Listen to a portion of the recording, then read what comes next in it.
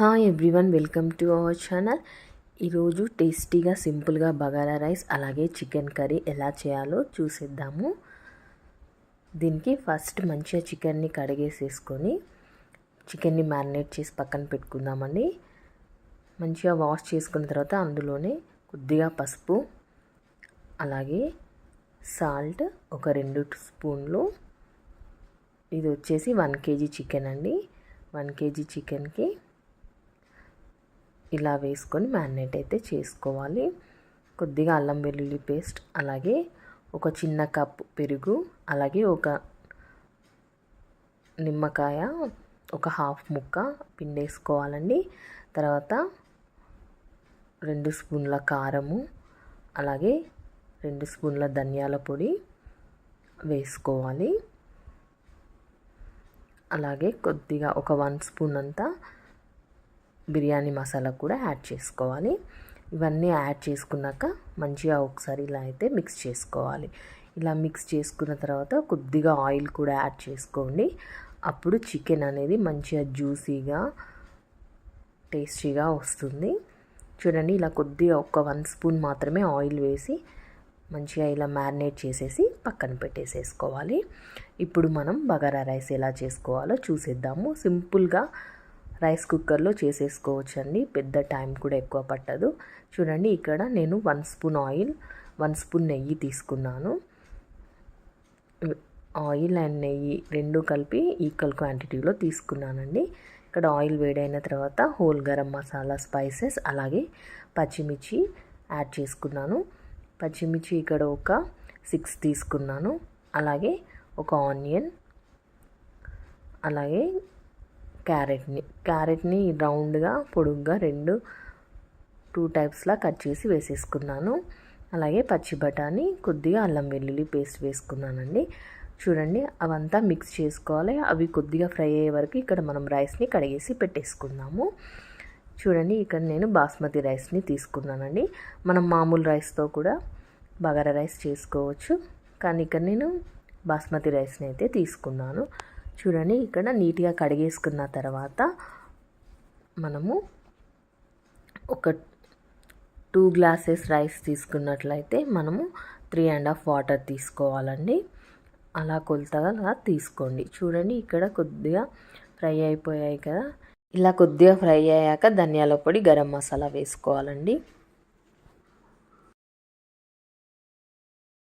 ఇక్కడ ధనియాల పొడి కూడా యాడ్ చేస్తున్నాను. కొద్దిగా గరం మసాలా యాడ్ చేశానండి, 1 స్పూన్. అలాగే ఇక్కడ కసూరి మేతిని కూడా యాడ్ చేస్తున్నాను. కసూరి మేతి కంపల్సరీ వేసుకొని బగారా రైస్లో చాలా టేస్టీగా ఉంటుంది. అలాగే కొద్దిగా పుదీనా, కొత్తిమీర కూడా వేస్తున్నాను. వేసి ఇవన్నీ ఒకసారి అంతా మిక్స్ చేసుకోవాలి.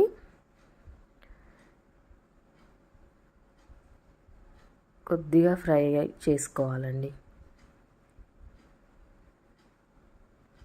ఇప్పుడు మనము ఇక్కడ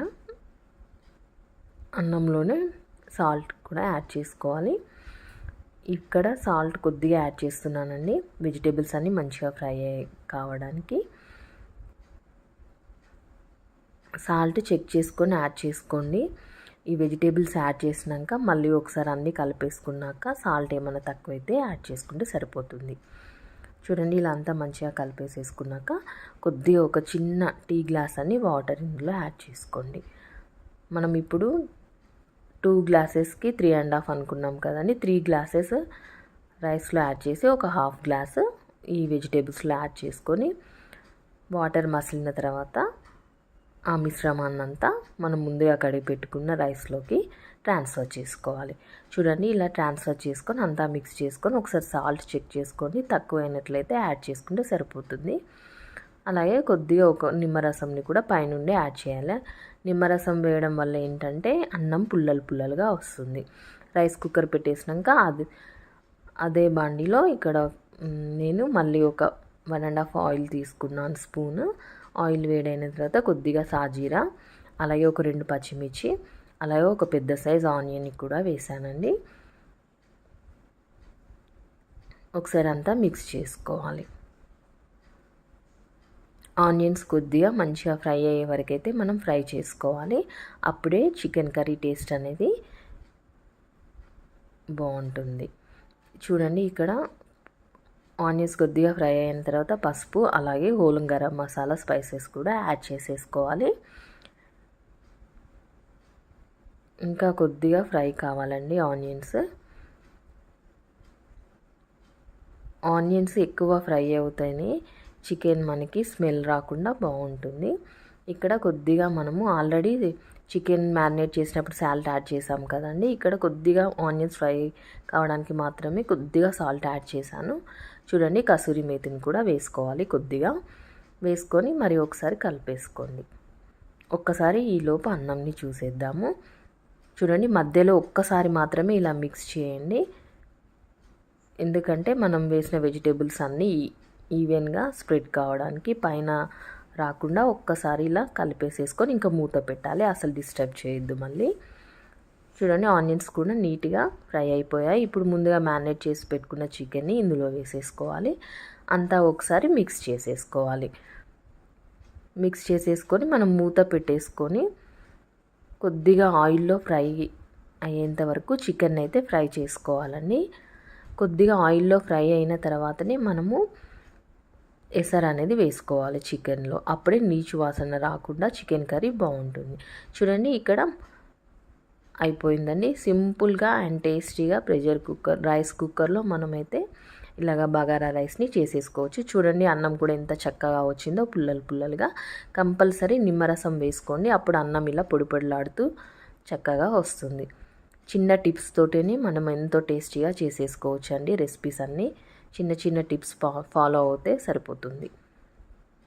చూడండి, ఎంత పొడిలాడుతూ వచ్చేసిందో అన్నము. కింద కూడా ఎక్కడ అడగంటకుండా చాలా సూపర్గా వస్తుంది. ఒక్కసారి ఇలా ట్రై చేయండి మీరు కూడా. మీకు ఎలా వచ్చిందో తప్పకుండా నాకు కామెంట్ సెక్షన్లో షేర్ చేయండి. చూడండి, ఇక్కడ ఒక్కసారి మూత తీసి చూద్దాము. మన చికెన్లో నుండి ఎసరు అనేది వాటర్ అనేది బయటకు వచ్చేసింది. చూడండి,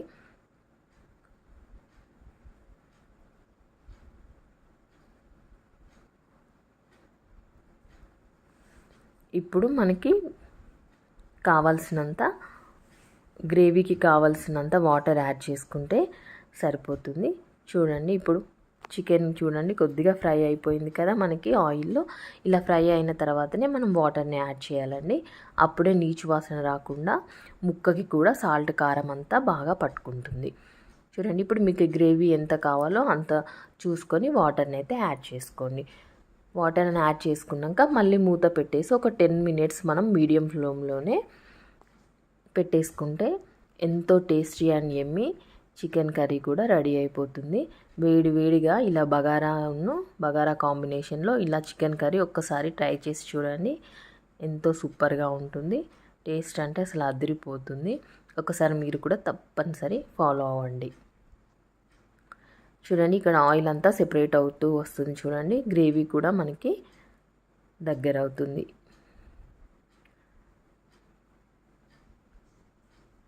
ఆయిల్ అంతా ఇలా సెపరేట్ అవుతూ వస్తుందంటే చికెన్ మంచిగా ఉడికిపోయిందని అర్థం అండి.